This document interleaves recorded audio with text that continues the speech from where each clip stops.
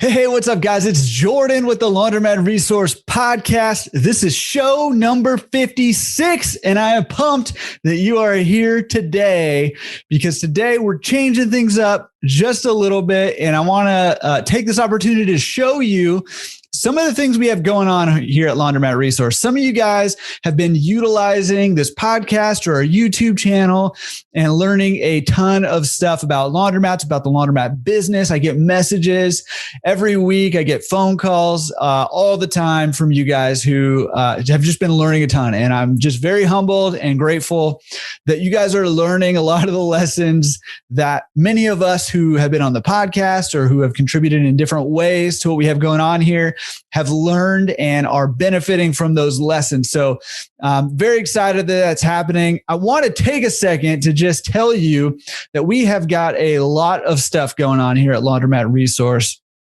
And I want to tell you some of the things we have because you may not be taking advantage of all the resources and tools and information that we have. So some of them maybe you already know about, some maybe you don't.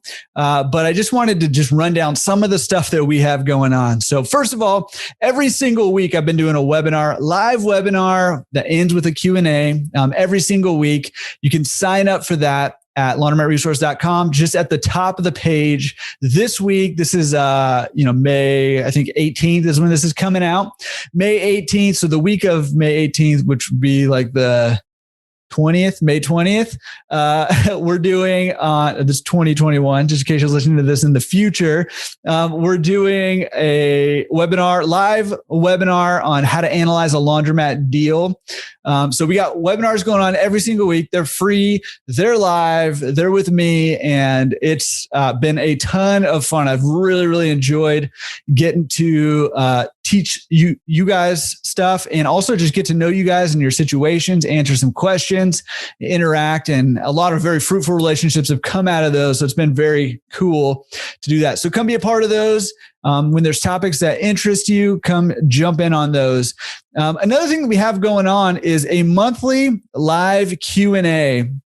And that kind of prompted this whole episode because we have one. If you're listening to this now, as this comes out, we have a live Q&A that I'm doing with Dave, the Laundromat Millionaire, Menz on Wednesday. That would be May 19th, 4 o'clock Pacific, 7 o'clock Beast Coast time.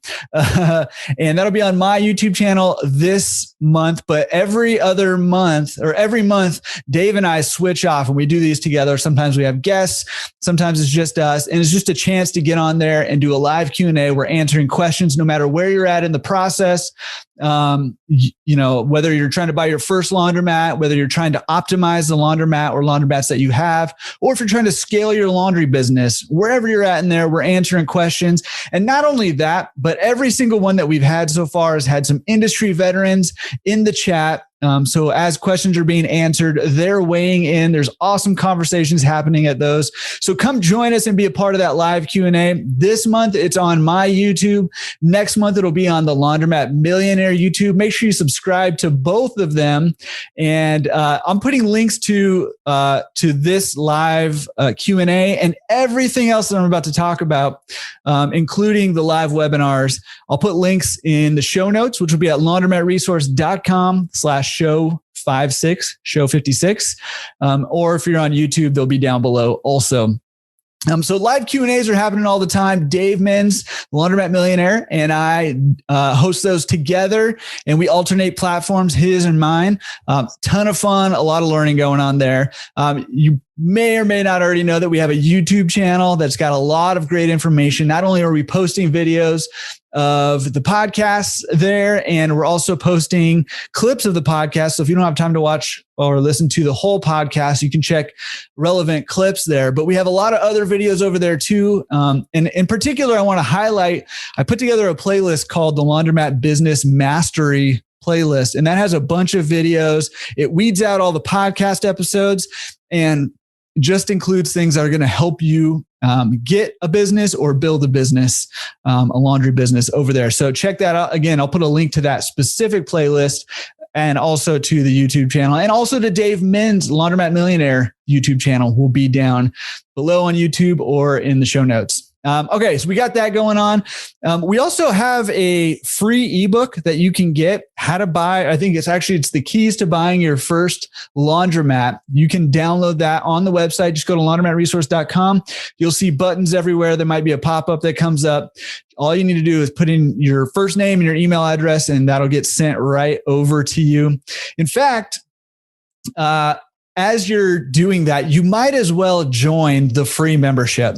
And let me tell you why. First of all, we're not going to spam you. In fact, I'm like pretty awful at emailing. I feel like I have a lot of your email addresses and I could be providing a lot more value to you guys via email. And I have not done a good job of that. And that's on my to improve list, but you don't have to worry about us spamming you. But when you join as a free member, which by the way, we are almost at 2,000 members, some free, some paid. And you may not even know that we have a paid pro membership, but that we're going to be rolling out. It's already kind of been soft launched. Some of you guys have already weaseled your way in and found that and signed up already.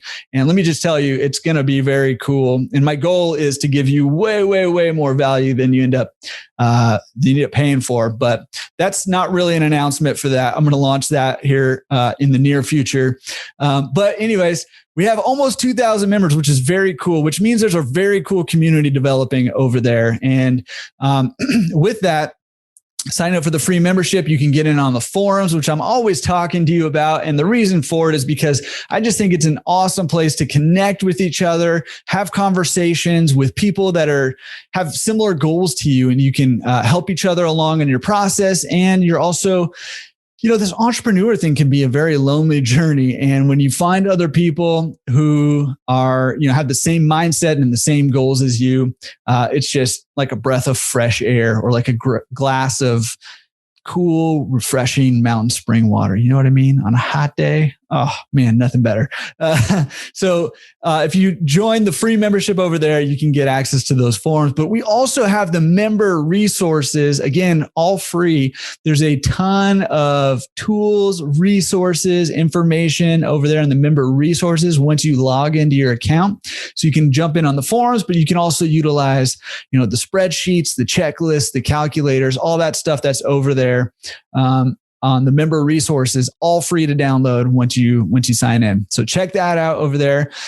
Free, whether you sign in or not. We have a bunch of guides, and my goal is to continue to build our library of guides through Laundromat Resource Publishing. And we have all kinds of them over there already. I'll put a link again if you're interested in seeing what guides we have happening over there, but those are free whether you log in or not. Obviously, we have the podcast going on. A lot of you guys are utilizing that to help you grow your businesses. I've been getting more and more calls thanking everybody who's been on the podcast so far, which, by the way, if you own one or more laundromats and you have not come on the show and told your story, go to laundromatresource.com/podcast guest and put your name in there. Come on the show, and we'd love to hear your story. It doesn't matter if you feel like you're killing it in this business or if you're struggling, because we can all learn from either way. And I've been on both sides of that coin, and I try to share my story. So come share your story with us. Again, link in the show notes and down below on YouTube, laundromatresource.com/podcast guest, and be a resource for other owners. And it's also been very cool for the guests who've been on to connect with so many of you guys who've reached out to them. And that has blown me away. I had no idea so many people would reach out to the guests that have been on the show. So very cool. I already mentioned kind of the tools and resources that we have for the free members. We also offer coaching and consultation, laundromatresource.com/coaching. And as of right now, we have still free Zoom calls that you can sign up for. I don't know how much longer that's going to last because I've been doing a lot of them. But you can do that, do a free Zoom call if you'd like. There's also some, one-off paid calls that are pretty cheap. And then you can also do some more in-depth coaching if that's something that you're interested in. So that's at laundromatresource.com/coaching. We have a company that my brother and I put together specifically to help out laundromat owners to get an online presence. It's such an underutilized part of our business. owners are starting to see the value in it and are, getting better and better at that. But we build websites for laundromat owners. We built a bunch of them already this year, and running ads and stuff like that. So that's something you're interested in, laundromatresource.com/get online. We have a blog that's free over there. That's where the show notes live, but there's also a bunch of blog articles that are just designed to help you either get into the laundromat business or to optimize or scale your laundromat business. So go check those out over there. And we have something that I'm very, very excited about that's just starting. We're putting a calendar together right now. We're going to start doing some sponsored webinars that are going to serve a variety of topics that I think are going to really benefit all of you guys. And I'm very, very excited about that. I think our first one's going to be in June, but stay tuned for that because we'll be rolling those out pretty soon and you guys can take advantage of those. Those ones won't be necessarily taught by me, but they'll be taught by people who are excelling in a specific area of our industry and will want to teach you that area of the business. So look forward to those webinars because those will be awesome. I'm like really, really excited about that. And then finally, we have a lot of stuff going on. I know I've been droning on and on, but I just want to tell you just like what resources are available to you. Finally, one that I have not talked about yet that I am extremely, extremely excited about. And that is the first ever LaundryCon, that's laundry convention, conference. Laundry conference is what it's short for, but LaundryCon, and I'm super excited about it. My goal with LaundryCon is to get a bunch of people who know this business together, and it's going to be this year. It's going to be a virtual conference, and the goals behind it are going to be threefold. Number one is to educate you guys. So I'm going to get a bunch of people who know this industry. I've already started putting together a list of people who are interested in coming and sharing their wisdom with anybody who attends. And so that's going to be, some people you're familiar with, maybe some people you're not familiar with, but people who know their stuff. And there's going to be seminars kind of going on all throughout this conference. Number two goal. So information is one thing that we're focusing on. The second thing that we're focusing on is networking. We're going to have some ability to network with each other. It is going to be virtual this year, but I am actually working with a company who actually builds out a virtual conference center. So there's a lobby that you can go in. There's an exhibit hall that you can go in. There's a main seminar room where we'll all get together for the main sessions. And there's breakout seminar rooms where we'll go to the different seminars from our guests. Speakers that'll be at the conference. It's going to be very, very cool, very exciting. But there's also going to be a networking lounge, and that's where you'll be able to go and meet each other. And you can do that through text, you can do that through audio, you can do that through video. And I'm super excited about it. I know it's not as good as having it in person, but man, I am just very excited about the concept of it. And I think it's going to be super, super valuable. And, I'm going to be rolling out more information about LaundryCon 2021 here pretty soon. But I'll just tell you, it's going to be great. And it's going to be incredibly, incredibly affordable. And it'll be way, way, way more value than you'll pay. And man, it's just going to be great. Okay.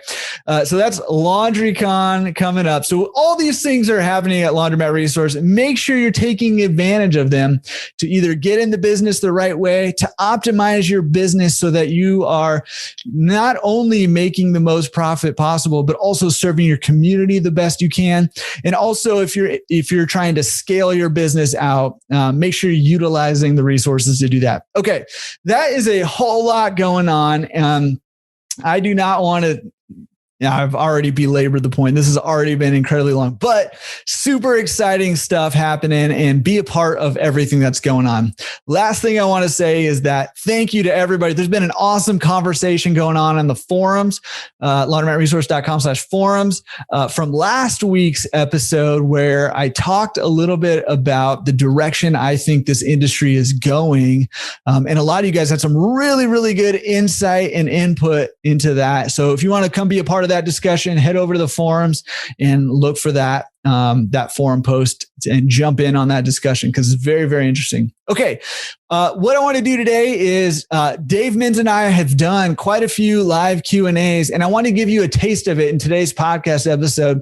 So I'm going to play one of our live Q&As. It's going to be Dave and I answering questions that are coming up on our live Q&A. And just so you get a taste of it, again, this month, May 19th, 2021, depending on when you're listening to this, we have a live Q&A, but we're doing them every month right now. So make sure you're subscribed to Laundromat Resource YouTube channel and the Laundromat Millionaire YouTube channel. You'll hear all about it. Check out this live Q&A, because there were some amazing questions asked that might benefit you and your business. Jordan, I thought a good place to start, I feel like what I know about you, I don't know a ton about your beginnings in the industry, but I know you've talked about them briefly, and you've made comments, and correct me if I'm wrong, that you, and I may be overstating this, that you made a lot of expensive mistakes, painful mistakes. Part of your passion for Laundromat Resource is that you couldn't find the networking and the resources and things like Laundromat Resource podcast, Laundromat Resource YouTube channel, those types of things. And I know I got in the industry 10 years ago, and I couldn't find those. And so that's a part of why I'm passionate. I think we had a little bit different journey, because mine was actually rather smooth, because I found an amazing mentor, just complete dumb luck, which is why I want to try to be that for other people nowadays. It's kind of where my passion comes. But can you talk as much as you're comfortable? Can you talk about your start in the business and kind of where your passion comes from, and whatever experiences you had that you want to share? Yeah. And I am paying attention. There's questions coming in, so I'm making sure we get those written down. I know, I'm trying to keep up already. Hey, Luke. Hey, keep those questions coming, and welcome to all you guys who are just joining us. Crystal, what's up? How's it going? And Katie and Luke. Luke says, "Hey, pipe all your washers into a trough." That's his big tip. And Luke probably owns, I don't know, like 120 laundromats or something now. I think it was 37 when he was on your podcast. So I think it's like 370. Yeah, right. Now. Well, I mean, I've already resigned to the fact that eventually Luke will own every laundromat in existence. That's just the pace that he's on. So there's a good chance. So when Luke's giving you advice, he says, pipe it into a trough. You listen to that advice. So thanks, Luke. Agreed. Luke knows his stuff. Yeah. Also, it looks like Brian Henderson, man, you might need to do a little Q&A yourself. There's questions coming in for you. So, hey, let us know when that is. We'll be there. Brian said he's going to try to derail us. Okay. Speaking of being derailed, I've already been derailed. Keep those questions coming. We're going to get to them. Quick on my entrance into the laundromat industry. Essentially, I fell into what I call a laundry mill. And what that is I've seen this unfortunately happen a lot, is there's laundromats that they're never going to be great laundromats. They can be good laundromats. They're never going to be great laundromats, but they're way oversold by a broker. And the broker oversells it and gets somebody who's new and sells them a laundromat, and then gets them to put all new equipment in, because that's how the brokers get paid. And gives them a promise. I got a pro forma that started at 5 turns a day and went up from there. And my laundromat has never touched 5 turns a day, that location. And but I was excited, man. I was going to be rich in no time.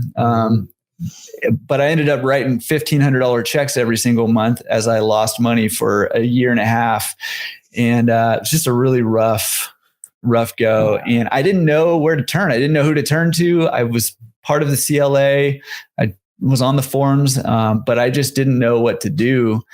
And so it was just a rough go. So speaking of learning hard and expensive lessons the hard way, I did that. And, part of why I started Laundromat Resource is because I have all these very expensive lessons that I've learned.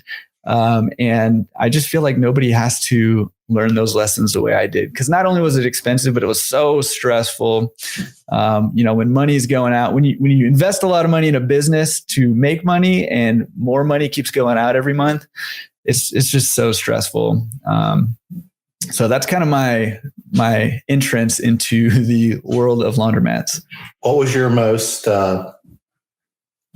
painful lesson in your first few years? Because it sounds like you had several. And you can do financially or physically or how you want to that. I mean, the biggest lesson I learned, the painful lesson is, especially when you're buying your first one, make sure you have somebody whose income doesn't depend on you buying a laundromat, that knows the industry, that can help you. So like I relied solely on this broker who had to put all my trust in to. Were they a distributor too? Yeah. It was, but I didn't know anybody else in the industry. Right. And that was my fault. Like I probably shouldn't have got in the industry, but hey, lesson learned. Right. But the big lesson is, distributors can be an awesome resource for you. Brokers can be an awesome resource for you. But I always recommend find another owner, find a consultant, find somebody who knows the industry that can help you get in. Because if you get in this industry right the first time, sky's the limit. You can build anything you want to build when you're making money, right? But if you get in wrong, it can be so hard to dig yourself out of it. So, yeah. Well, I'm not trying to brag because this isn't my doing, but I kind of had the other experience, to be honest. I started in the industry. When I applied for my first best SBA loan to buy my first store, which was pretty small, I remember filling out all the paperwork, miles and miles. And I was 32 years old. My net worth was $60,000. And most of that was in my 401k, a little equity in my house. I had a little bit sprinkled a couple of places, but I had basically worked since I was 14 years old. And I looked up at 32 and said, that's 18 years. And, I bought I was basically I was in the what do they call it? The treadmill of life. The rat race is what I'm thinking. Rat race. Yeah. I was in the rat race and I was working, paying my bills, but I wasn't really increasing my net worth. And that was part of what attracted me to the laundromat business or any business. And I bought my first store and everything was on the up and up. Everything the owner told me was what it was. It was losing money, but I knew it when I bought it. And it was the epitome of a zombie mat for sure. If Brian Grels joined us. And before I even closed on it, probably 60 days before I closed, I was interviewing equipment distributors and I talked to some bad ones, didn't have a good gut feeling, stumbled upon a phenomenal one in HM Company, which is an equipment distributor for Hipsch, for Alliance here in Cincinnati. And they're a second generation equipment distributor. And so both of the brothers that owned it had inherited it from their dad. And they grew up in the business. They never knew anything but laundromats. And one of them kind of is very passionate about the coin laundry sign. They also had an OPL sub. And he just took me under his wing. He saw my passion. He saw I was willing to put in the work. And I didn't have any choice but to listen to him. I had a clue how to run a business, but I certainly didn't know anything about laundromats. And to this day, he's my equipment distributor. He's now one of my best friends. And if I had to point to one single resource that has made me successful, it would be him. And so I didn't do everything right by any means, but most of the lessons that the punches in the face I took were, a few $1,000 punches as opposed to a few $100,000 punches.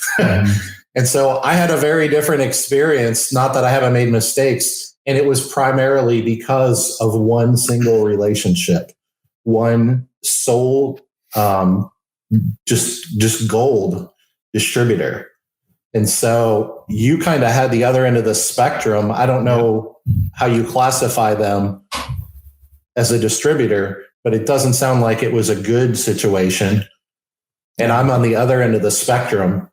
And I talk all the time, and I know you do, Jordan, about how an equipment distributor, a good one, can be a gold mine, but how a bad one, and there's a lot of both out there. You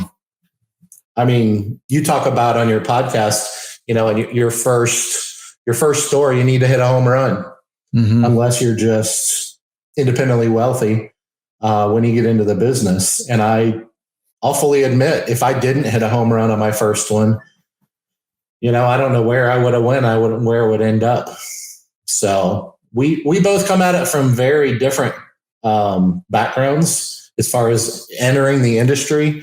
But I think we've both seen the same lessons and gotten the same out of it.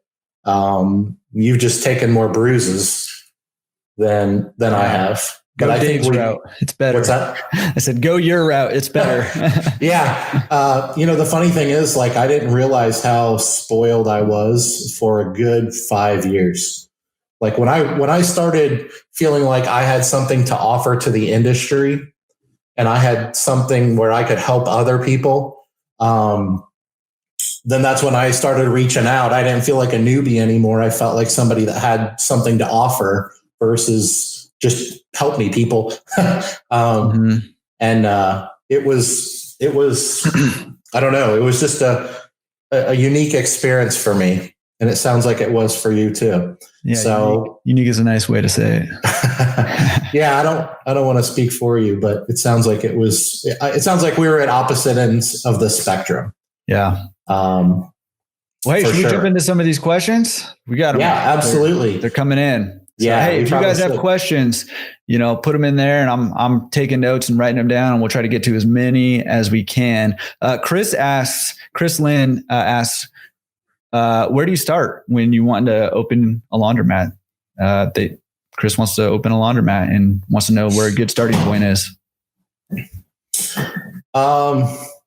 Where to start? I think the first thing you have to do is look at your business acumen, your business experience, and your financial situation. I think your capital situation is a big factor in where you start. And it was for me. So I think you have to start there and see what are your capacities, what are your capabilities, because if you are independently wealthy, that can be a good thing because the world is open to you as far as opportunities, but it can also be a really bad thing because it's an opportunity to make $1 million mistakes. And if it's your cash on hand, nobody's going to stop you. Nobody's going to tell you can't do it. So did I lose my feed? No, I think you're good. Okay. I see you. So that would be where I would start.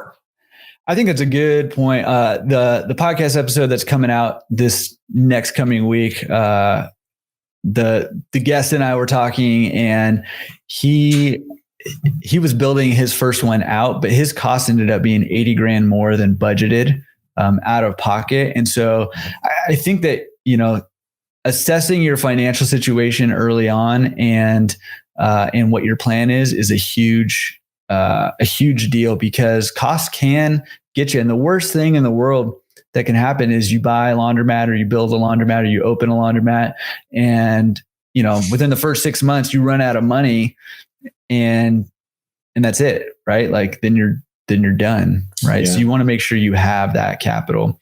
I would say too, obviously you want to be learning as much as you can. There's tons of places to be learning that stuff. Dave, at laundromatmillionaire.com has stuff. Laundromatresource.com has stuff. The CLA has stuff. Yep. There's a lot of other sites that have information. So, but you do also want to be careful who you're learning from, and always, figuring out what experience do they have and what's their motivation for sharing that information, because that's a big deal. But also on top of that, I would say you need to start looking at laundromat for sale. So whether it's even just Googling laundromat for sale near me and start getting a feel for, what numbers are going to be presented to you. How do you read a pro forma? How do you read a financial sheet? How do you analyze a deal? How do you determine the health of the laundromat? How do you value a laundromat? Those things will be better if you practice them. Even if you can't find a laundromat for sale near you, just find one for sale and practice figuring out how much you would offer on a laundromat, even if you don't have any intention of buying it. I think that's a good place to start too. So I think we both agree the distributor is important and valuable. What are a couple quick things that you look for, or you would tell a client to look for I always tell people, my clients, to interview, to sit down with, have lunch in person, face to face. Obviously, one thing I would throw out there is to ask for a few referrals, talk to people that have helped them be successful. What would you say as far as how do you find a good distributor? Yeah, well, that's a good question. I get asked all the time, do you have a list of distributors? Because people even have a hard time finding them. And I don't have a list, but I would like to make a list. So maybe I'll put that on my to-do list, making a list of distributors, because I think that would be helpful for one. But I think your advice is good. People will always let you know the best parts of themselves or the best parts of what they want you to think about them. But getting references is a big deal because other people will let you know. And what I try to get a feel for is their knowledge of the industry. And so asking them, about their experience, their knowledge, about the industry, because you want to take advice from people who know the industry. They don't necessarily have to be owners themselves, but you want them to know the industry. And I'm trying to get a feel for their integrity. And the reason for that is because you're going to be investing a lot of money with these people. And so part of that is I always tell people, talk to multiple distributors from multiple brands. Even if you know what brand you want to go with, meet some other ones, see what they have to say in terms of machine mix, in terms of price, all of that stuff. And it gives you just more data points to help you determine if a particular distributor is someone you want to work with or not. Yeah. When it comes to looking for distributors, a couple things just come to mind for me. The CLA has resources. I know at least once a year they put out like a distributors issue from the magazine, which is, there's not a lot of articles and that kind of stuff in it. It's mostly distributors, Vendrite, vision vendors, different. I'm sure it's probably advertisers and members of the CLA. But I don't think that's a bad place to start. I mean, not every distributor is associated with a CLA, is a member. And that doesn't make them a bad distributor. But if they're active in the industry with an organization like CLA, I think that's a good sign, generally speaking. Another thing that I did early on that I didn't know any different was I drove about an hour and a half from my house and started just going into laundromats and seeing if the owners would talk to me. And some of them booted me and some of them talked to me and they would tell me about their distributor. And I figured, well, I'm far enough away from home where if I tell them where I'm looking to buy a laundromat, then they're not going to feel threatened by me.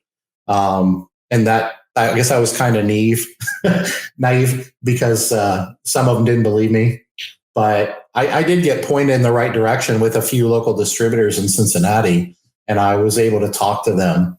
But I do think that there's more resources now, especially digitally speaking, distributor lists and things like that, than there was 10 years ago. And I'm sure there was before that. And then the other thing is, I know if you contact the manufacturers themselves, that they will tell you who the local distributor is that services your area. So, I mean, if you contact Alliance, tell them you're in Cincinnati, they're going to tell you who their Speed Queen and Hips distributor is. And I'm sure it's the same for Dexter and Continental and all the different companies. So I think that's a good place to start. Yeah. Yeah. So I've got a few questions here that were sent to me. One of them I think is interesting, but this question comes up all the time. Taylor Hawkins sent this to me. He says, how do you control access to your bathroom if you aren't attended? Now, are you attended, unattended? I have one attended, and I'll tell you exactly how I dealt with that issue. In my unattended one, I shut it down. I mean, I'm lucky enough that I'm in a shopping center with a grocery store. There's other bathroom options. It's a little tougher to do, but my unattended laundromat is in an area where I could not control, people coming in and out of that bathroom. Even if I charged money, didn't matter. People would go in there and sleep, or they'd, shower in the sink, or they'd go do drugs in there. And it was too hard to control. So I ended up having to shut mine down. So I don't know the answer to that, but somebody, if you have a good answer to that, I wanted to say too, like, this is a Q&A with us, but you guys can answer each other's questions and I see you guys are doing that already. There's been a ton of good advice in the comments too. So keep that rolling too. So that's how I do it. A few things I've done with that, because when I started in the business, my first 2 stores were unattended, pretty much 100% other than cleaning. And they were both open 24 hours. Now, we weren't in LA. I mean, we were in the east side of Cincinnati, which is just the suburbs. But we still had a lot of problems. I think drugs are everywhere. I'm sure they're worse in where you are. But we had the problems you describe. And I am a very stubborn person. And so I would do things as drastic as set my alarm for 3 a.m. and drive up to the store and see if anyone was sleeping in my bathroom, especially if I was going after a certain person that I had been trying to get out of there. I also contacted the local police department and took them in a big tray of cookies and met with the chief and told him who I was and what I was wanting to do. And I was wanting to clean up this laundromat, which was kind of a cesspool for the community, which is a problem for the police. And I kind of befriended them and said, I want to turn this around and make it a community asset versus a cesspool. And they agreed to have their night officers sit in my parking lot if they were doing paperwork or if it was a slow night. And that actually helped quite a bit. But ultimately, part of my decision for eventually transitioning from unattended to fully attended stores was that, because there really isn't an answer. Before we stopped going, we're not 24 hours anymore. There is an answer. It's been in the chat. Brian Henderson has the answer, and it's building a self-cleaning bathroom that hoses itself down. So every hour on the hour, the sprinklers go off. Whether someone's in there or not, it's going off.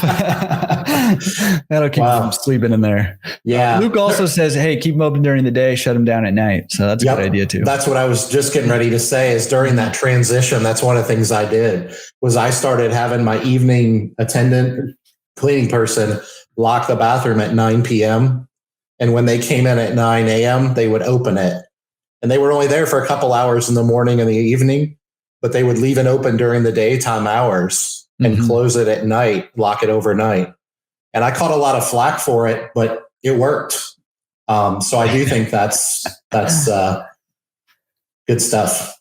Melissa's really wanting somebody to suggest security cameras in the bathroom. I don't think anybody really wants to see that. So, well, I tell you what, Melissa, at one point I was so frustrated, I actually looked into whether that's legal. And I knew the answer, and it's not, but I was desperate.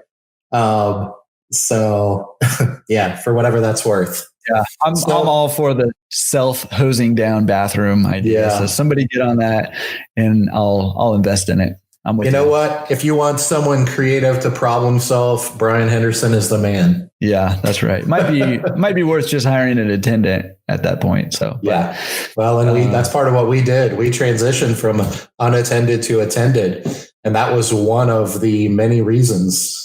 Was because of that. So it's a nightmare for our industry, and there isn't really an easy answer. Yeah, it just kind of comes with the turf.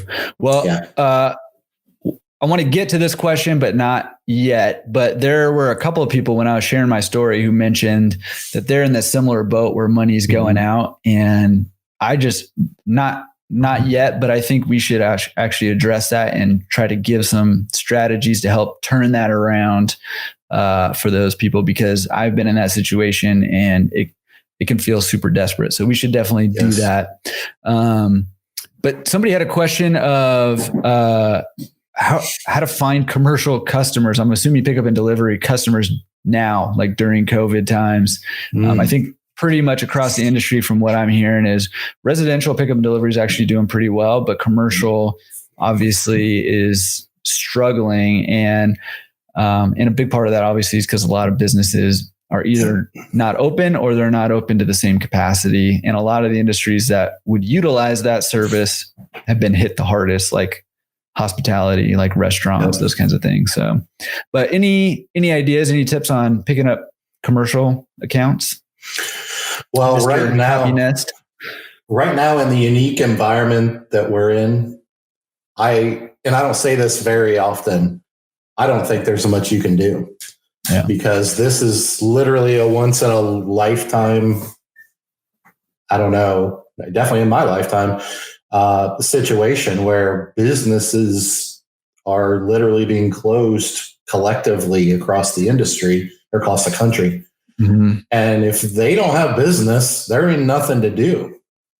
And they're definitely struggling financially. The ones that do have a little bit of laundry, a lot of times those owners who maybe didn't used to work full time in the restaurant or whatever now are, again, just as a means of survival. And so a lot of our commercial clients, which we don't do big commercial, we just do light commercial. A lot of them are hair salons, nail salons, chiropractors. And they've basically told us business is down 50, 70, 80%. What I do have, I'm just going to take home and wash myself because they are just trying to survive. Yeah, they're looking for us to save the money too. Yeah. So, I think that's a unique situation and we'll eventually come out the other side of that, but we don't know when that's going to be. So what I would tell you in the meantime is, take the path of least resistance. Because laundry pickup and delivery for residential is booming like never before. Yeah. And it's going to continue for the next 20 years until we reach, I really believe laundry pickup and delivery for residential customers is going to become the oil change of 30 years ago. Where I don't know anybody that changes their oil now. Yeah. But it used to be common. And there was a time where some people did, some people didn't. It was a gradual process, but now no one really does that. And I'm a firm believer that that's going to be an evolution over time of how we live our lives. And I'm not saying self-serve is ever going to go away, but I do think that it's the tip of the iceberg. And so why fight that? Why go after business that isn't there, that doesn't exist? Why not go after the low-lying fruit, especially when it's just fallen off the trees and rotten because there's so much business there that nobody's doing it. Yeah. So that would be my answer. And I don't give up easily. But I wouldn't mess with it. Yeah, I think you're right. I think there's a lot of relatively low hanging fruit in the residential right now. Ross Dodds, what's up, Ross? How's it going, Hey, man? Ross. He had a suggestion to look for medical, like Botox, light plastic surgery facilities, those kinds of things. Thinking about right now who is doing business and going after those, if you want to go after those commercial accounts. But like you're saying, there's low hanging fruit in the residential right now. And some areas will be slower. Casey was saying it's slow right now. Some areas will be slower to adopt, I guess, that than others. But I just think there's only upside for a long time to come right now, if that's something that you're interested in. Now, that is a different business model than a self-service laundry and a different customer base. So, yep. I literally just had a conversation with Luke Williford the other day about pickup and delivery. Mm-hmm. And he was kind of asking and picking my brain a little bit. And that was one of the things I told him was there's no doubt the business is there. A lot of people are trying it and they're failing at the execution side, which is a different business, as you said. And you can't treat it as drop off or self-serve as you scale. At first you can for a few months, but as you scale, you have to be in a situation where your operations are ahead of the growth that's coming. And so there's that side of it that is really important to look at. But what you said, really nothing's more true than that, is it doesn't matter how much business is there and how much money there is to make. Do you want to do that? Is that what you want your business to be? Because I really believe that one of the best things about being an entrepreneur is that we get to choose what we do and what we don't do. No one can come in and tell me how to run my business. Nobody can tell you how to run your business. We get to decide that for ourselves. And so I think you have to decide if that's a part of the business you want to be in. And that's, I think, what Luke is, self-assessing right now. Mm-hmm. And a lot of people are. But there's no doubt the opportunity is there. Yeah. Well, while we're talking about pickup and delivery real quick, Bob was asking, what are some of the best practices to get pickup and delivery customers? If there's upside in the residential, how do you get them? How do you find them? How do they find you? Digital. You got to do digital marketing, but something that I feel incredibly passionate about is way too many of us in the industry try to DIY our marketing. And that worked 30 years ago with flyers and signs on your awning. Mm-hmm. I'm not saying not to do those things, but this is a different world. Mm-hmm.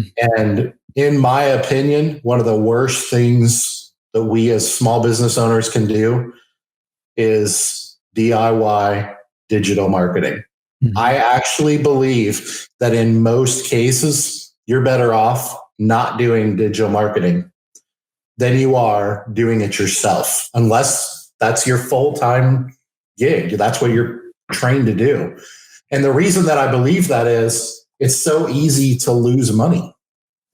Like there's so many people out there doing DIY digital marketing and they think they're successful, but they don't realize that their cost of acquisition might be $60 or $160. Mm-hmm. And they don't know how to read analytics. And they don't, these algorithms with all these companies change daily. And I really firmly believe that you need to find it in your budget to hire a professional digital marketing company.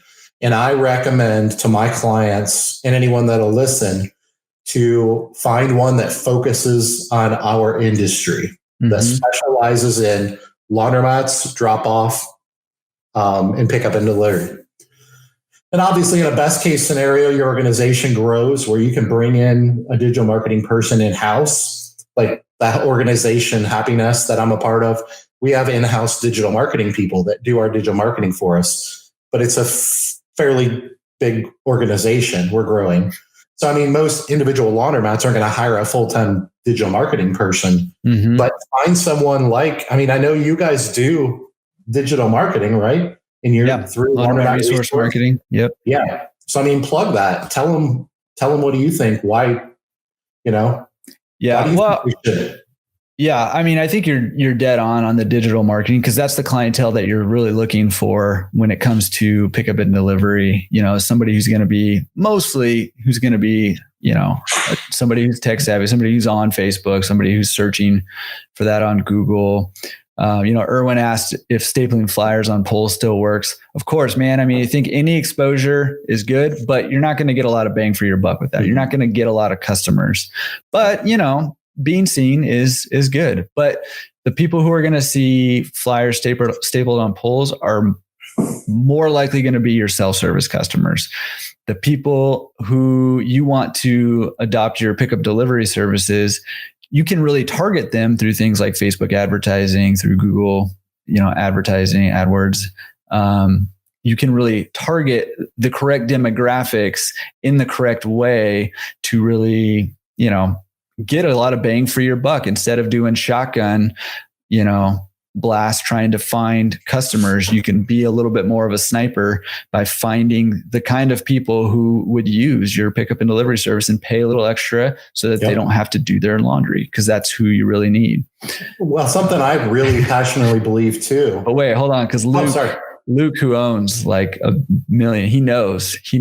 What he says, stand on the corner with a sign and just do something. But he's joking, but he's also serious. He's like, do something, right? Like you can't just expect people to show up. So he's like, do something. But you're right. Like targeted ads is the way to go for this, I think. Well, there's guerrilla marketing, which is what a lot of us did in the beginning. There's a book out there by Seth Godin called Purple Cow. I don't know if you've read that. Yep. Read that book. It's phenomenal. It's not about the laundromat industry. It's about marketing, but it talks about market differentiators. And it talks about, Purple Cow doesn't exist. So if it did exist, it would stand out. And you want to find ways to stand out. So you can do those things guerrilla marketing wise, or you can do them more professional ways, depending on your budget. But what I really wanted to say was, one of the things I've learned is the reason I tell people not to do DIY digital marketing is because I've learned that if you have a budget of $500, $600, $700, $1,000 a month to market, that you're actually better off paying an agency $300, $400, $500 for their services, because they can make your other $500 in your budget in ad spend go further and be more effective than you could with $1,000 ad spend. They're just pros. They're good at what they do, and they can get your cost of acquisition so low that they actually pay for their fees. So something I'm also really passionate about is, don't see marketing as an expense. See it as an investment. Yeah. And you've got to hire the pros and build it into your budget. If your budget is $1,000, then you have less of an ad spend because you got to pay a professional to do the marketing. And I'm really passionate about that, because I've tried the other ways, and I'm pretty passionate about digging in and trying to learn things. And it's a losing battle unless you want to do that 40 hours a week. Just hire a pro, tell them your goals, tell them your budgets, and get out of their daggone way and worry about operations. Yeah. I wanted to say, Deborah, we're going to hit your question here pretty soon. She's got a competitor. It's actually a big distributor in Southern California here, who put in an fully attended free dry laundromat across the street, basically. And that's a scary thing, especially when it's a local distributor doing it. And hers is unattended. So let's talk about that in a second. But man, I forgot to write it down. Somebody asked about ozone. Oh, Casey asked about ozone And I know you just put that in, right? I did. Yeah. Can you tell us a little bit about that? Yeah, I'm a big believer. I did a lot of research on ozone, the technology, and then ozone. There's 2 delivery systems, brands, if you will, that serve our industry. And I chose Santa Wash, which is the company we use for ozone. And, I don't have any experience with the other company. I don't have anything good or bad to say about them. But really, the technology has been around for years and years in the hospitality industry. And what's happened is over the last, 4 or 5 years, these companies have kind of fine-tuned and perfected the delivery systems that deliver it to your cold water valve. And they've revolutionized our industry because the technology has been there, but the delivery system wasn't, to go from one ozone machine to 37 washers without overproducing. Because if you overproduce, it can damage the machine. It can, make you sick, make your customers sick inside the store and things like that. But I did a lot of research, learned a lot, and really found that the technology is legit. It does work. It is a market differentiator in every way. And so we put it into one of our stores, and we waited about 4 months before we did any marketing or anything like that. Even didn't put a banner up in our store. We just had a little sign by the machine, and that's it. And we could tell a difference. Our employees could tell a difference. Our customers could tell a difference. And that was the proof in the pudding. And so now I'm in the process of ramping up the marketing to really tell the world that we're the only sanitizing laundromat in Cincinnati right now. Yeah. And so we had a couple commercials made. I've been sharing those on my YouTube channel and stuff like that. You can see those there. I hired a professional good investment creative agency. Yes, definitely. But I didn't jump into it quickly. I mean, I did my homework. And one of the things that I learned is when I talked to friends that already had ozone is that putting it in isn't enough. You got to market it. I mean, it's a differentiator, but you got to market it to your community and let them know that you have something that your competitors don't have. And so that's what we're in the process of doing right now. So it does. Stacy had commented earlier in the comments about a smell in her drains and her troughs. And Stacy, I had the same problem in my store. The store you visited, Stacy's a client of mine. The store you visited, and it smelled awful. And our machines were brand new. We had our pit and our lines jetted every year. We even tried every 6 months, and it didn't matter. We put ozone in, the problem went away. So it's powerful from the laundry and being more effective at cleaning, but it's also really effective in just the overall environment of your store and the smell. It's powerful stuff. Awesome. Well, hey, way back in the beginning, Carlos asked about eco laundromats, and I'm not sure what exactly the specific question is, but I'm wondering if maybe he's wondering if this is a direction to go with your laundromat,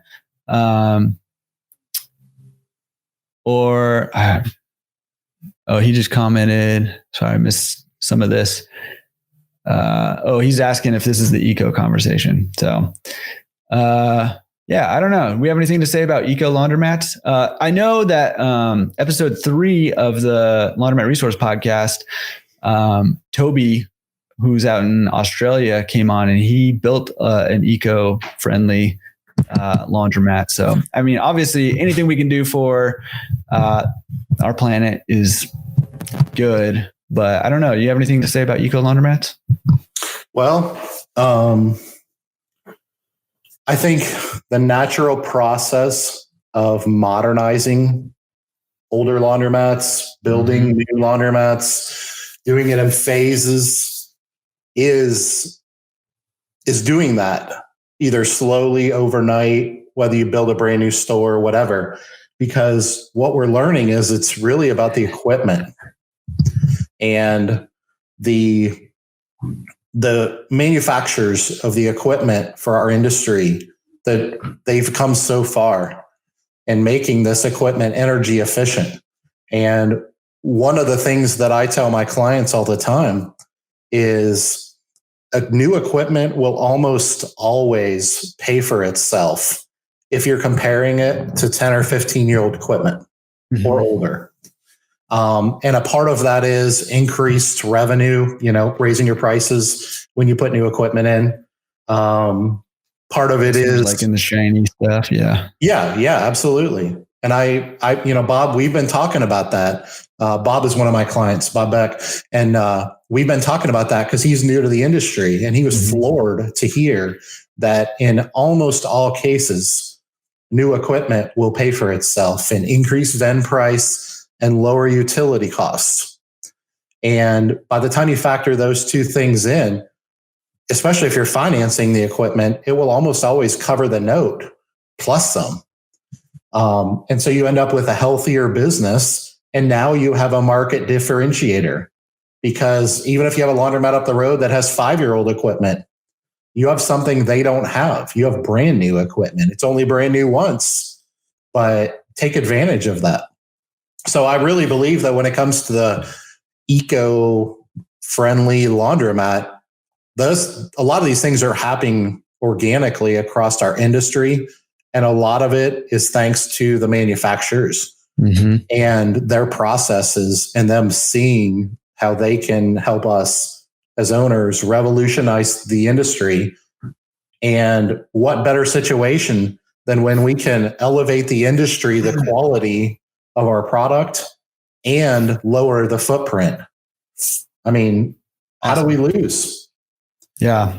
A lot more perks are rolling in the comment section too. So if you're looking for perks, check perks. Yeah. Check out those perks in the comment section. I can't even keep up.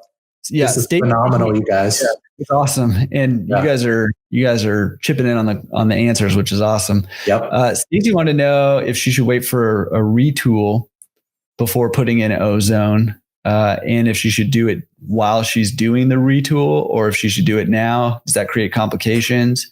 You got any thoughts on that? I don't know that I know the answer to that.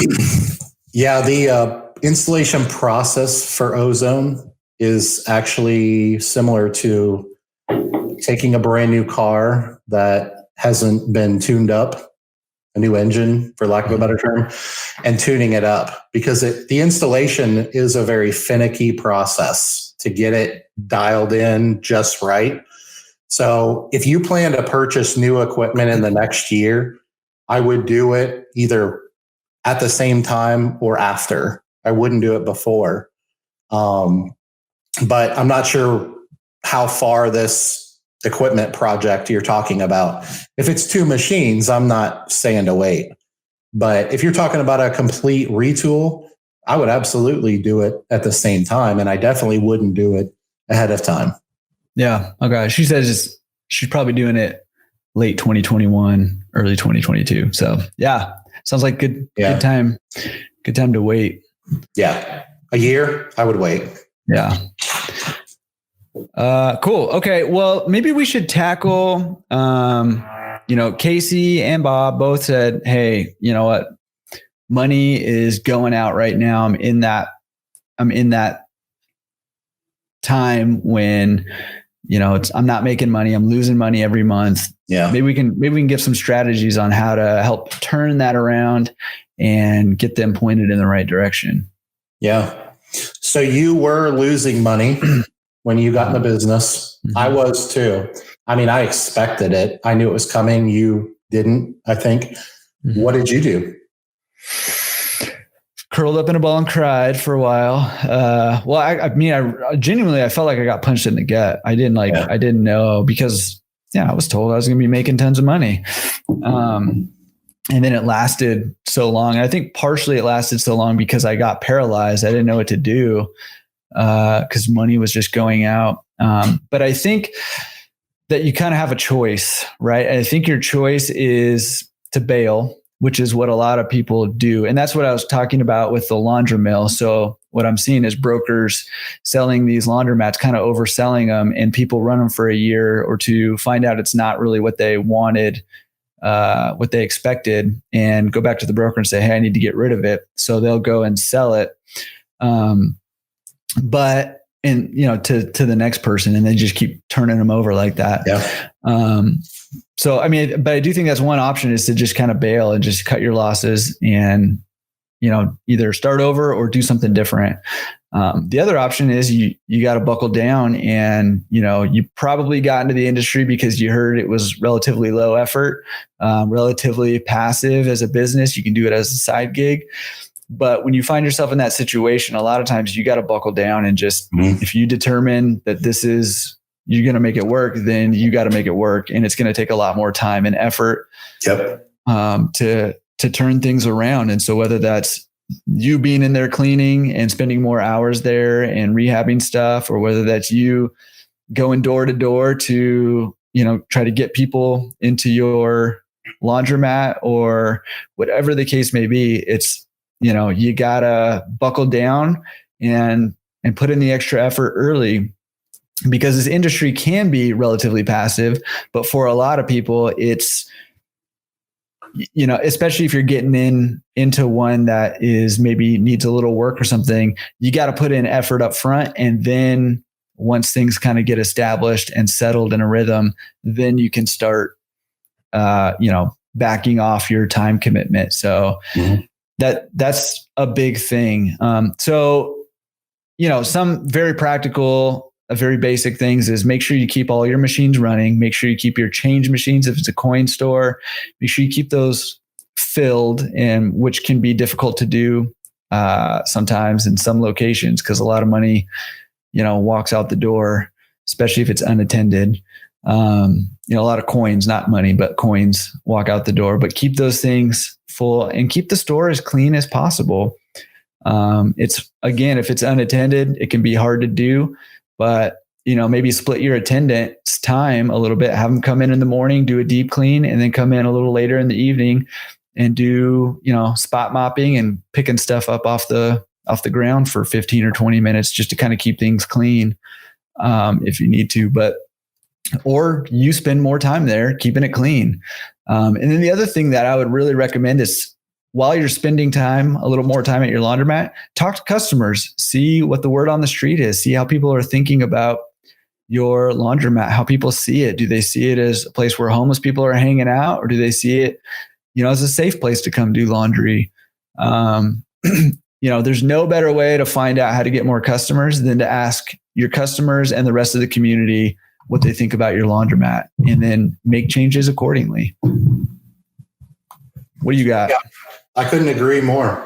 You got to realize that this industry can be semi-passive, and it's possible to, buy into the industry in a good situation and operate from day one, semi-passive or even mostly passive in a perfect scenario.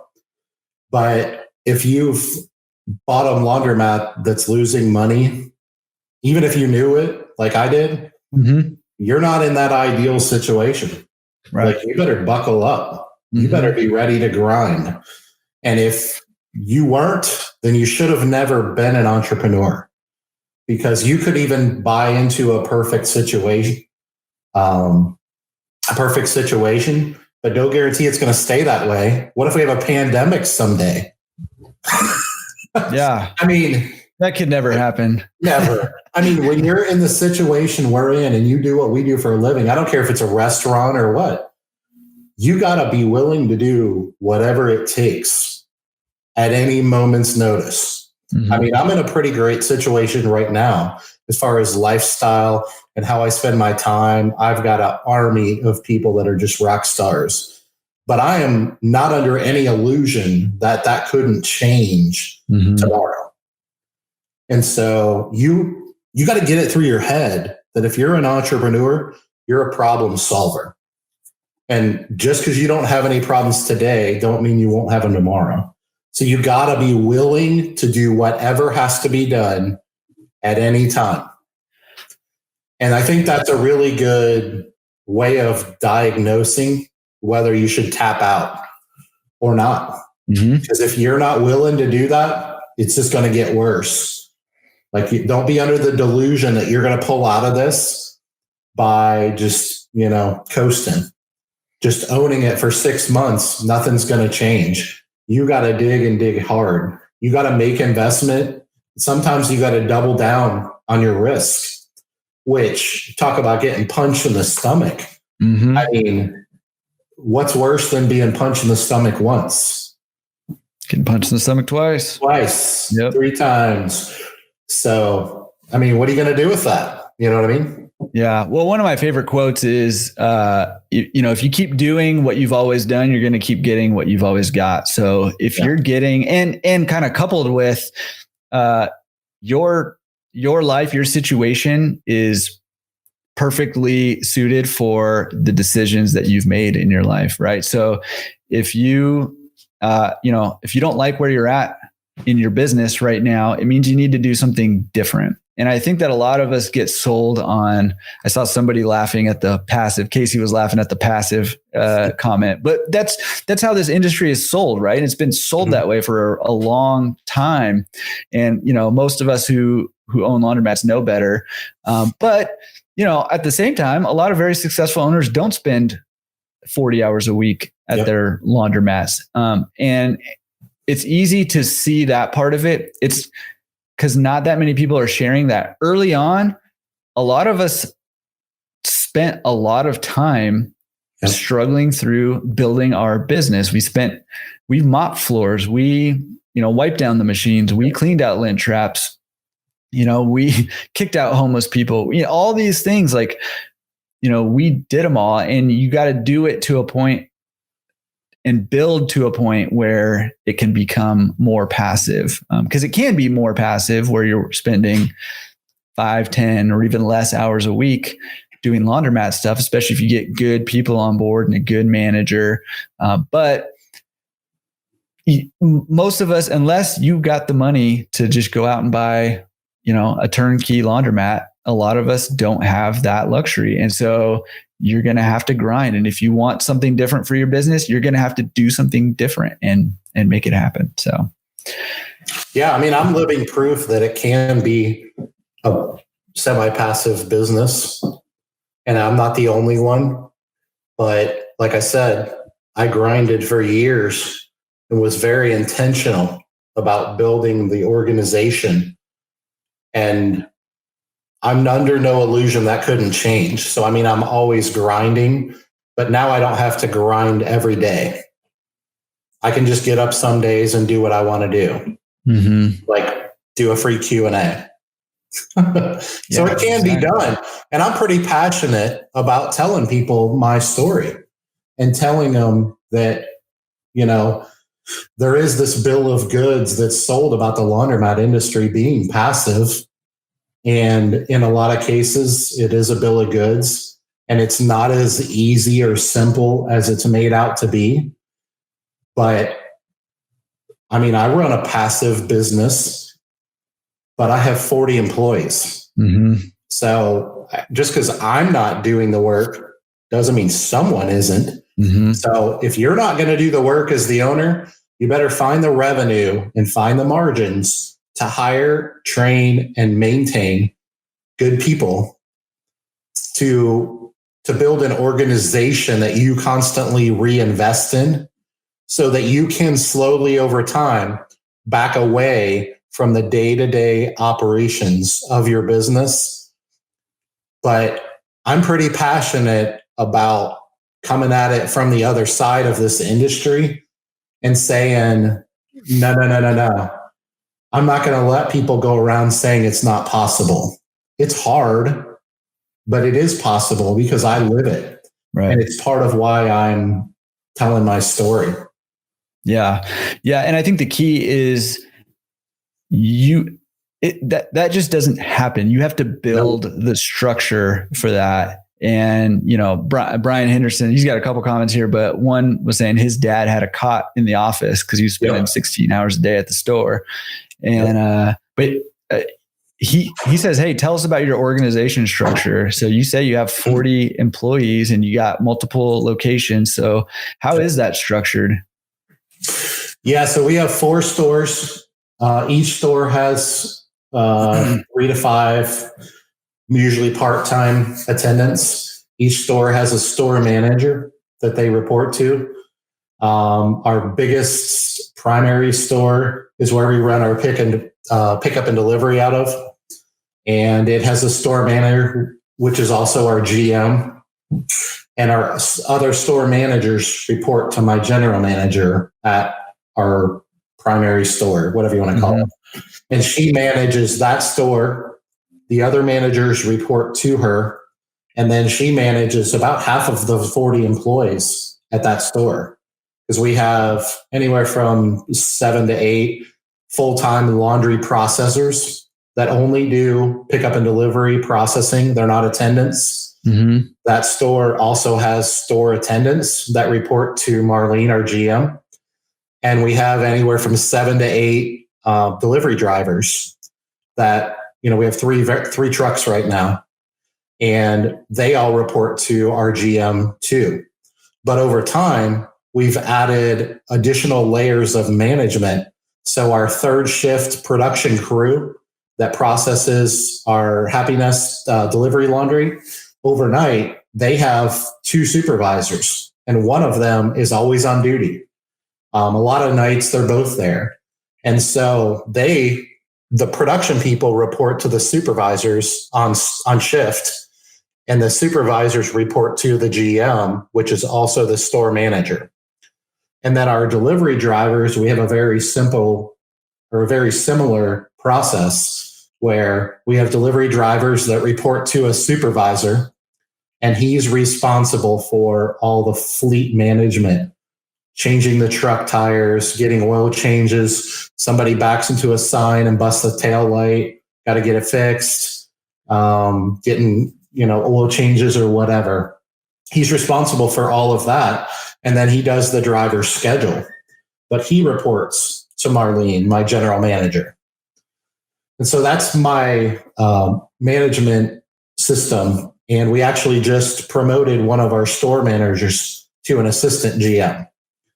And so as we continue to grow out our business, to build out our business, we're actually outgrowing one GM. And that's a great problem because I can just keep elevating her and her responsibilities and building a team of rock stars around her. Mm-hmm. And no one other than me in the organization is capable of doing every aspect of Marlene's job. But there's a team of people at my organization that collectively can do every aspect of her job. So we're big believers in operationally having our processes, our processes, and then having backups for everything, for every step of the process, having a backup already in place. Everybody knows what it is.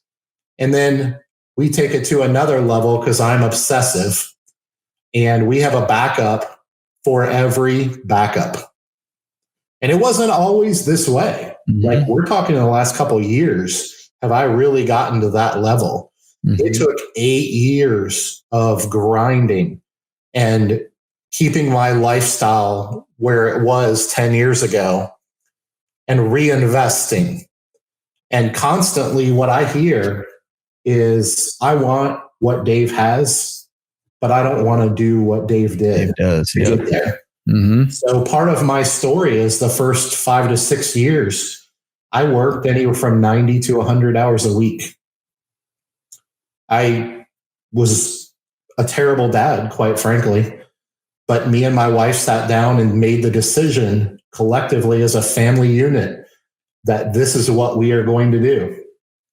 And she took care of the kids and raised the family, and she had her own career. She wasn't a stay-at-home mom. And so that was part of her, story. She's part of this plan that was all very intentional, because I worked and slept for 5.5 years. And then I eventually was able to quit my full-time job. And then I worked 60 hours a week full-time in my business, but I didn't have to work the other 40 at my job anymore. Mm-hmm. And that's when my business skyrocketed. But during this entire journey, we never increased our lifestyle. Our revenue kept going up and up and up.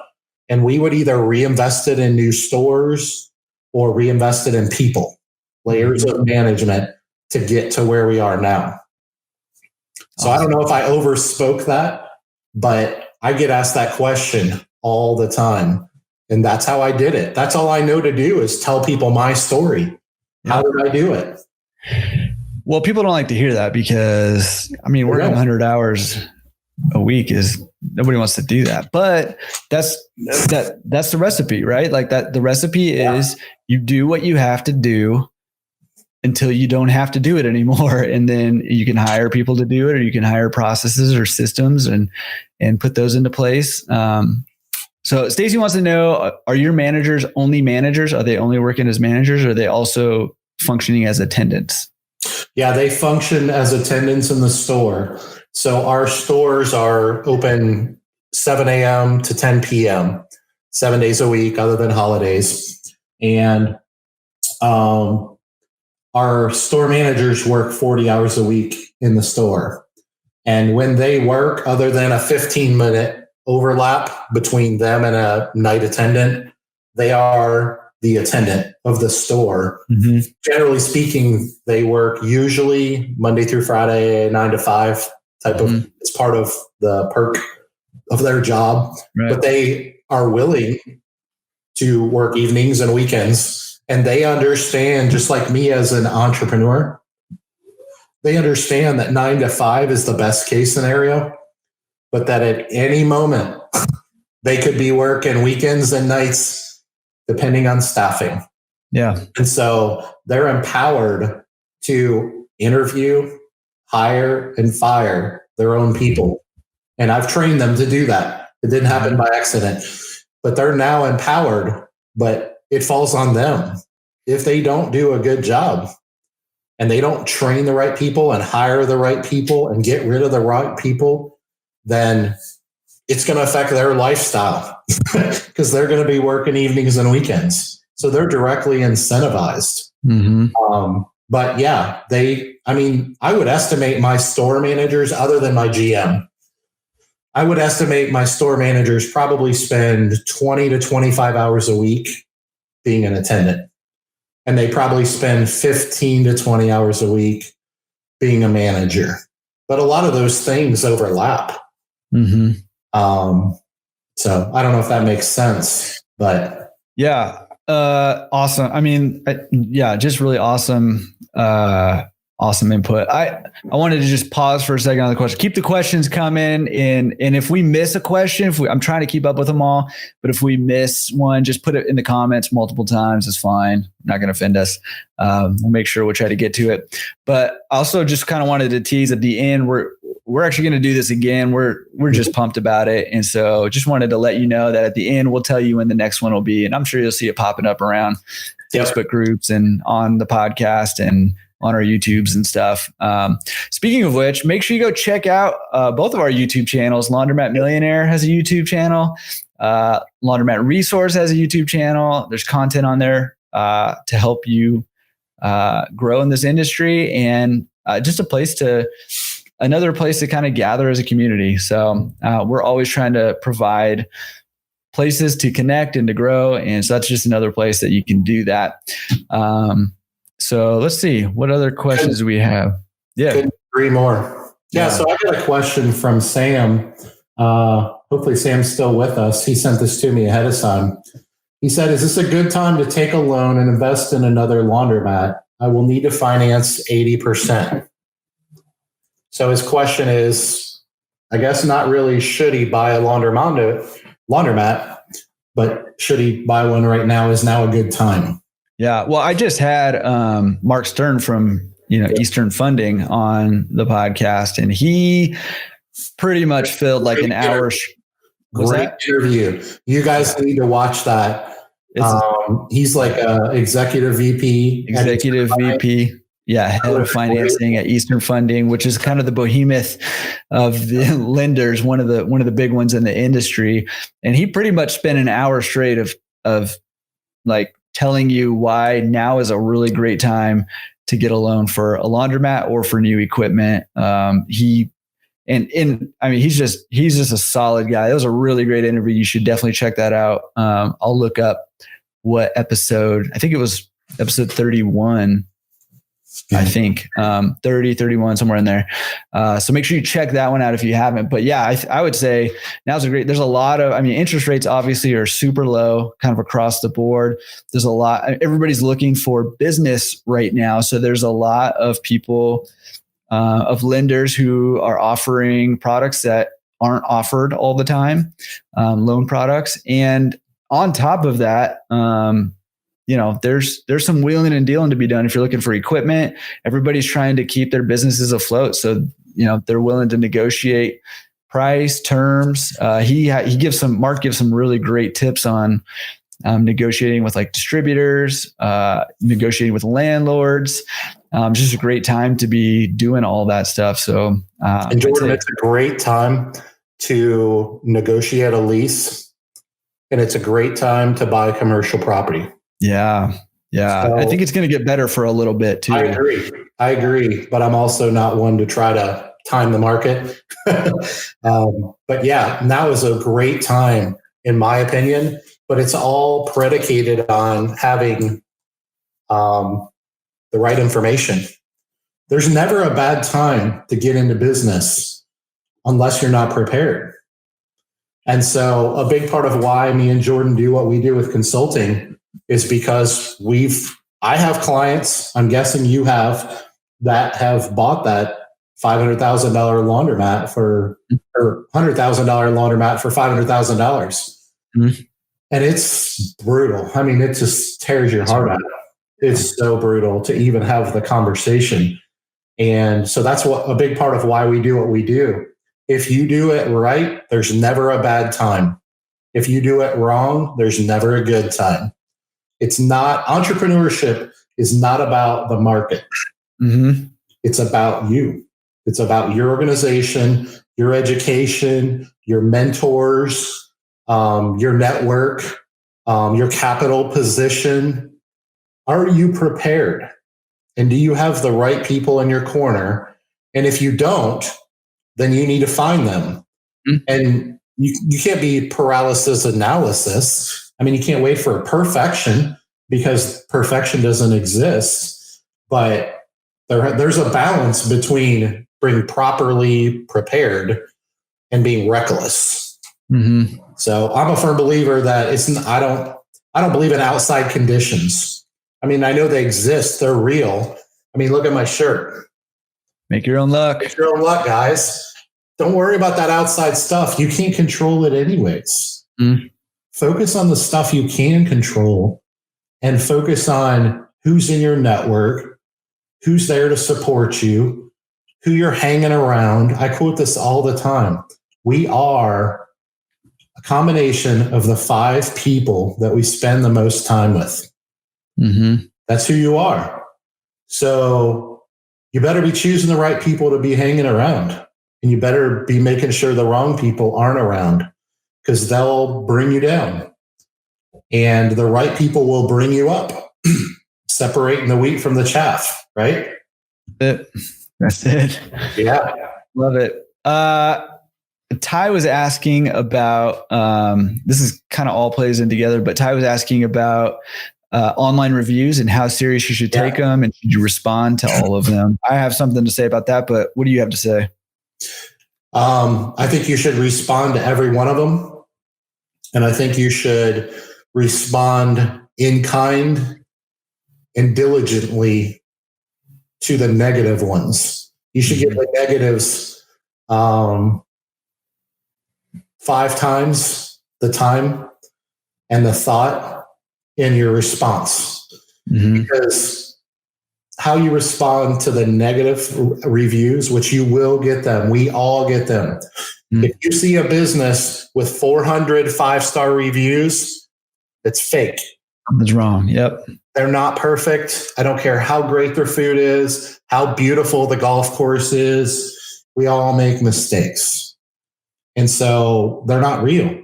So if you think about it from a consumer perspective, how do I pick a restaurant? I don't go to the restaurant with 400 5-star reviews because I don't believe it.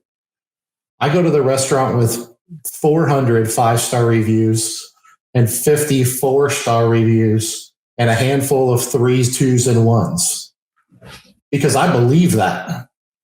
But part of my decision making is how did the owner or operator respond to the negative? Because if they're defensive and they're not professional and they take it personally and they're defensive, then that kind of says something about them, that they maybe have an overinflated ego or what have you. So I believe it's really important to respond to your reviews, but I think it's a lot more important to respond to your negative reviews. And then the last thing I'll say on that is take those to heart and use them as an opportunity to improve your business. Don't be under the illusion that you're perfect because you're not. Yeah. And I would say too, I mean, I think that's great advice. And I recommend responding to all reviews too. I do recommend taking a beat before you respond to negative reviews because the last thing you want is an emotional response to a negative review. You want to have a thoughtful response and a calm and collected response, because I've seen a lot of business owners respond angrily to negative reviews, and it just doesn't come across very well.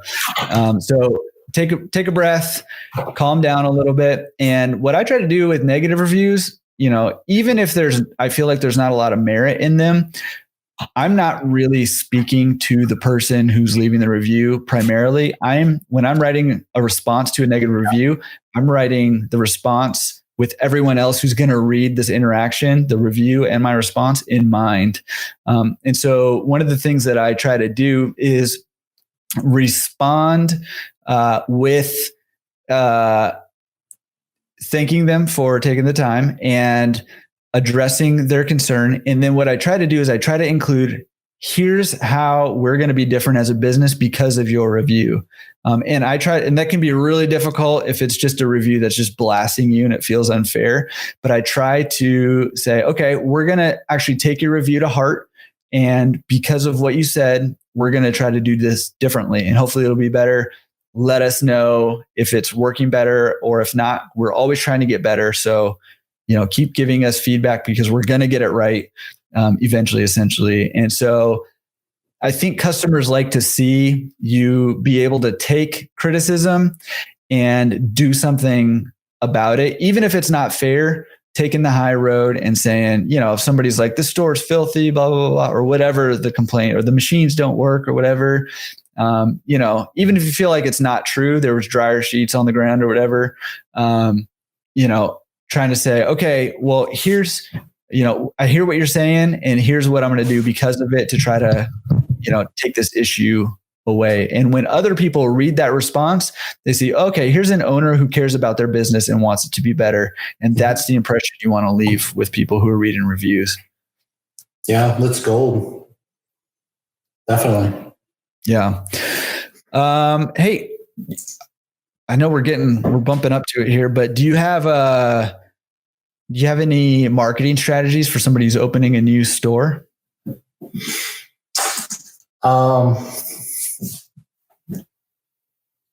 I think it depends on the situation. I mean, when they say opening a new store, I mean, if you're talking pre-construction plans, what I would tell you is to designate some of your budget for grand opening in the first 24 months, because, sometimes it takes a while to get out of the red and into the black, where you can have a marketing budget, so to speak. So I think it depends on your capital position. But when you're in the planning phase, don't forget to allocate for marketing. And that's grand opening. A lot of people don't forget that, but they do a grand opening budget. And then 2 months in, they're broke. Mm-hmm. So you got to have operating capital, obviously. But what I would ultimately tell them is figure out a way to tell the world why you're different. Because one of the biggest mistakes in marketing, and this applies to existing stores, one of the biggest mistakes I see in marketing is telling people what you are. We're a laundromat. We're at this address. We got 80-pound washers. We got a bathroom. Tell people why you're different. I don't have a bathroom in mine. Oh, well. See, so if I was your competitor, I would advertise the crap. You have I have a bathroom. Yeah. Bathroom open. It sounds ridiculous. My whole laundromat's bathroom sometimes, so I don't. Yeah. But so that's it's a big picture mentality, but I recommend focusing on the things that are different about you that you're bringing to the industry. Now, if it's a brand new construction in a new building that's never been a laundromat, you do have to do some telling people we're here because they don't know you're there. Mm-hmm. But especially if you're retrofitting a store or something like that, they probably know you're there, but they don't know that you're different. Mm-hmm. So, and then the last thing is I'm in the process of building a new store right now. I'm buying one of my competitors, buying the building, the property. We're going to gut it down to the studs and basically build a brand new laundromat. And we've already decided that we're going to do free wash on every machine for 2 weeks. Mm-hmm. We're still going to charge our normal prices for drying, but free wash every machine. No half off, no dollar double loaders, but everything else is regular price. And we're doing it because we want to create a buzz. Mm-hmm. But I have it built into my budget. So I'm planning for it. Yep. And it's just an expense or an investment, I should say. Yeah. Well, what I love about that, I mean, there's a guy out here who does that for a month when he opens a new store. For a month, it's free washes. And people are like, you're insane. Like you're going to lose so much money. But when you're either taking over a store and you're trying to increase the business or you're building out a new store, whatever the case may be, when you're trying to acquire new customers, one of the things you're trying to do is you're trying to get people to change their current habits. Because most likely those people that you're trying to attract to your business are either using another laundromat or they're using the machines at their apartment complex or whatever. So what you're trying to do is change their habits. So by doing something, dramatic, like giving free washes for 2 weeks, that's something that will really snap people out of their current habits, current routines, and make them take notice and change those routines. And I think what a lot of people try to do is to do a one-off event where, like a grand opening where people will come in the droves for that event, but then they kind of trickle out. And Mark Stern, I think it was Mark Stern who was saying, the magic number is 3. You need to get people there 3 times. And once you get them there 3 times, then they're your customers, right? So, because you're developing that routine, you're developing that habit for those customers to come to your store to do laundry. So you need to think through, how are you going to get them there 3 times? And doing free washes for 2 weeks is probably going to do it. But if you're not going to do that, having a grand opening is awesome. But I think at your grand opening, the goal of that grand opening should be to get them back a second time to your store. The goal of that second visit to your store should be to get them back a 3rd time. And once you do that, then you're starting to create a habit. Then you're starting to get traffic. Then you're starting to build a customer base. And that is the key to winning over customers. So this guy, here in Southern California, who's given away, a month of free washes when he opens a store, what he's doing is creating that routine, creating that habit, and building goodwill towards customers, signaling some reciprocity. They're like, well, this guy gave me free washes for a month, so I'm going to keep going to his laundromat. And so, Yeah. So when you're thinking about marketing, either opening a new store or taking over a store, your goal should be to get new customers in your doors at least 3 times. So maybe having a grand opening and then giving them, a free large capacity wash for their next visit coupon. And, the next visit, when they turn in that coupon, give them a medium capacity or give them free drive for their next visit or something. Give them free soap the next time, something to get them back in the doors again. I know Luke Williford, when he opens a new store with his Freedom Payment Center, they do double your money for, I'm not sure how long. If Luke, if you're still on here, put that in the comments. He does like double your money on the payment system. So if you put $20 and you get 40, and I haven't talked to Luke about this, but I would imagine that he's trying to get them to invest in his business to a point where they're incentivized, but they're also incentivized to return. Because if I put $40 in or $100 in and I got $200, I'm going to at least make sure I spend that $200. Mm-hmm. So promotions like that can go a long ways. But guys, we are pretty much out of time for today. All right. Thanks for checking out the live Q&A. I cannot wait to do the next one. Make sure that you're joining us and not just at the live Q&As, but make sure you're participating in everything going on that we have at laundromatresource.com, because there's a whole lot of things to help you find that financial freedom through laundromat ownership. All right. We'll see you next week on the Laundromat Resource podcast. This is Jordan. Peace.